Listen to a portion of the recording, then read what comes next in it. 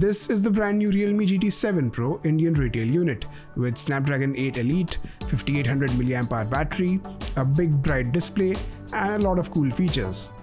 In this video, we'll do a gaming test where I'll test 6 games on this phone, each for about 15 to 20 minutes.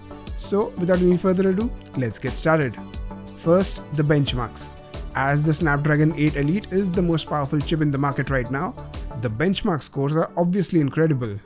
On an average, it's about 30 to 35% more powerful compared to its predecessor, the Snapdragon 8 Gen 3, which was already a very powerful chip. Even in stress tests, this phone does a really good job. However, this phone got quite hot during these tests. Now let's start with the gaming test. First is BGMI or PUBG Mobile. Here you can get up to Extreme Plus, which is 90 FPS with smooth graphics.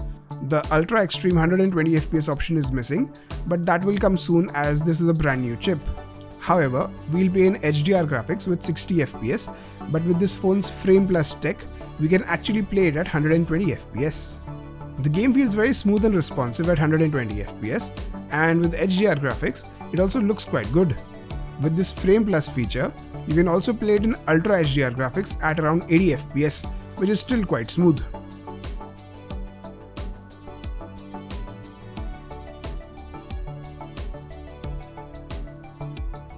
After about 15 minutes of gaming, the frame rate is still buttery smooth and the phone only feels slightly warm. This game is definitely not taxing for the Snapdragon 8 Elite chip. Next is Call of Duty Mobile. Here we get the 120 FPS option with medium graphics. However, this game doesn't support the Frame Plus option, at least right now, but it might get supported in the future. Starting with the game, it feels extremely smooth and the frame rate is rock steady at 120 FPS. I also wanted to test Call of Duty Warzone on this phone, but it's not at all optimized for this chip right now and hangs quite a lot, so I didn't show it in this video.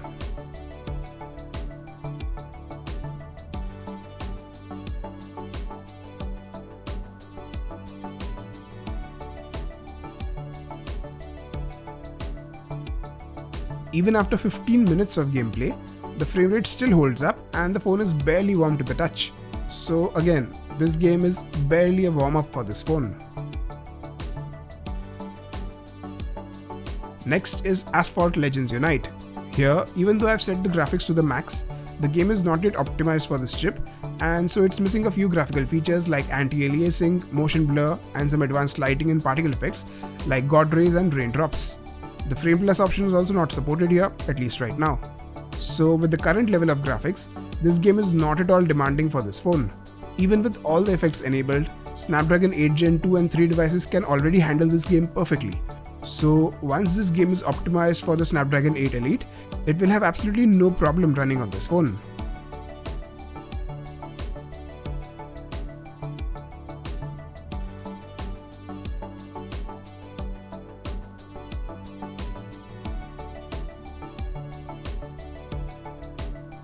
After about 15 minutes, the frame rate is stable at 60 FPS and the phone is again barely warm to the touch. Once all the other visuals are enabled, the phone might get a bit warmer as this game is quite demanding, but I feel it will still be quite manageable given how powerful this chip is. Okay, so these 3 games were barely taxing for this phone. So now let's take it to the next level. Now this is CarX Street Game. This is an open world racing game with console grade graphics. We are playing it at the highest graphics at 60 FPS. There is no Frame Plus option for this game, but even at 60 FPS, this game is extremely demanding as the graphics in this game are on a completely different level. You can drive across the entire city, which is filled with so much detail, and it also has a dynamic day and night cycle.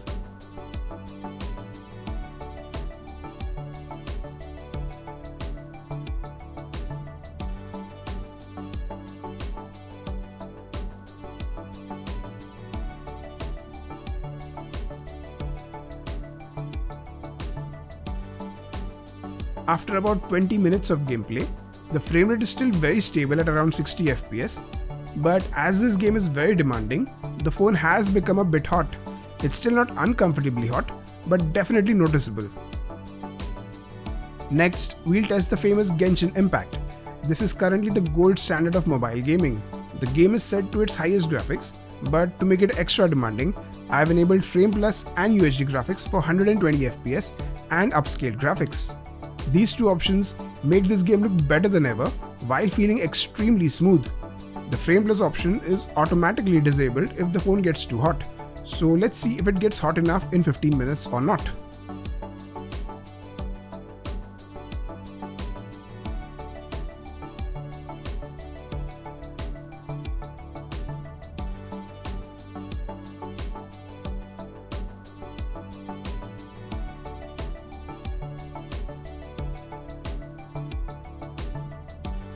Okay, so 15 minutes later, this phone is definitely hot, though not uncomfortably hot, and certainly not hot enough to disable the Frame Plus option. It's still going strong at 120 FPS. This is easily the best Genshin Impact experience I've had on a phone. Last but definitely not the least, this is Zenless Zone Zero. This is another game from the makers of Genshin Impact. It has some really impressive graphics and fantastic action. We are obviously playing it at the highest graphics at 60 FPS. There is no Frame Plus or UHD graphics option here, but with its intense action, I'm curious to see whether it can maintain a stable 60 FPS. At least right now, the game feels extremely responsive with rock steady frame rate. As you can see, the action in this game looks so cool and fancy.